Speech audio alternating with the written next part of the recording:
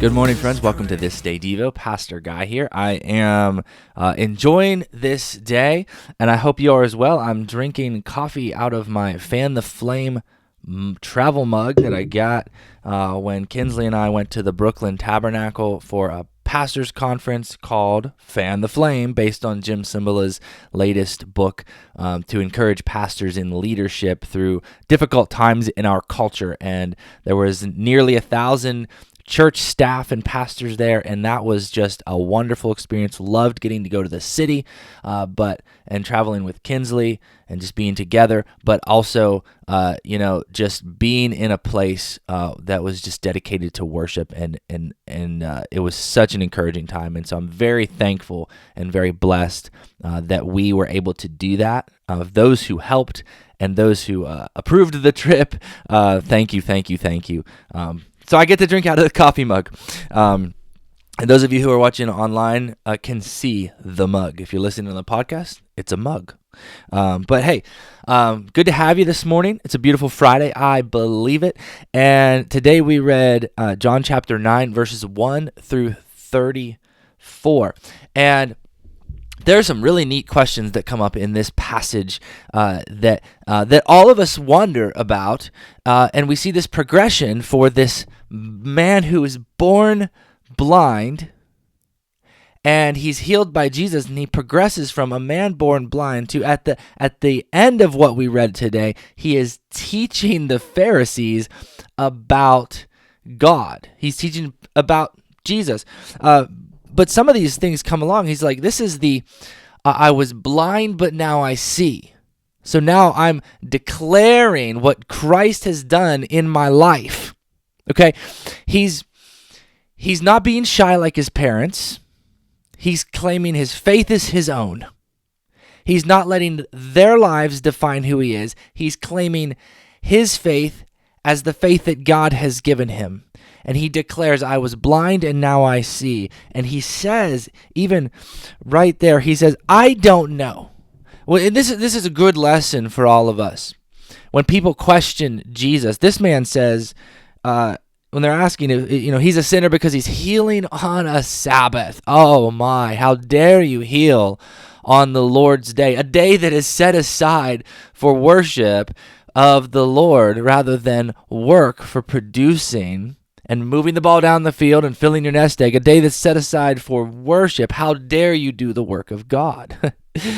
And he says, listen, I don't know whether he's a sinner, but I know this. I was blind and now I see. I was blind and now I see. And that's how we can approach telling people about Christ.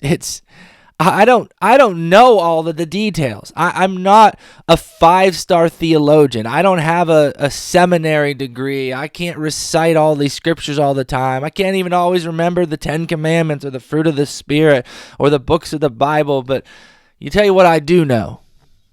I know that I was blind and now I see.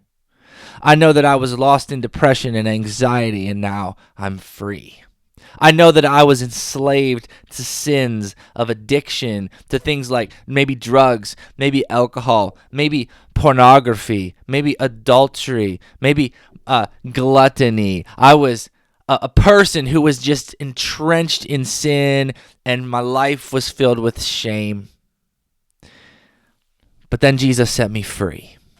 And so that's what I'm here to say, right? And so this passage encourages us to be bold in our faith. It also helps us to see that, the battles that we have. Why, sometimes, born with struggle, whether that's a physical ailment or a mental condition or just circumstances of life that are not ideal and not what we want. Why does this happen? Well, we live in a sinful world. We live in a fallen world. But Jesus says this happens so that the power of God could be seen through him. You think about maybe your life, something that you've battled, something you've gone through. You say, man, my childhood was not what I thought it would be. I wish I would have had that perfect, picket fence Norman Rockwell painting type of childhood, but I didn't. But now, praise God, I'm saved and I'm walking and living righteously with Christ. What if the past that you have, the struggle that you have, what if that was so that the power of God could be seen in your life? So that people can look at you that knew you before and say, yeah, I can't believe they've become what they've become. They no way they could be what they are if it wasn't for God. Your life, who you were to who you are, declares the glory of God.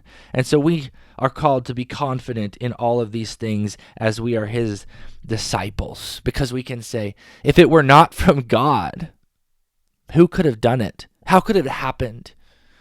I am blind. I was blind, but now I see. Praise God. Today I learned this about Jesus, and on this day I will this. If you liked this guy that we were just introduced to today, that goes from blind to teaching the Pharisees, and they poke at him and prod at him. If you like this guy, good news, he's coming back tomorrow. I'll see you Monday. Every word sent down from heaven has the power of Christ.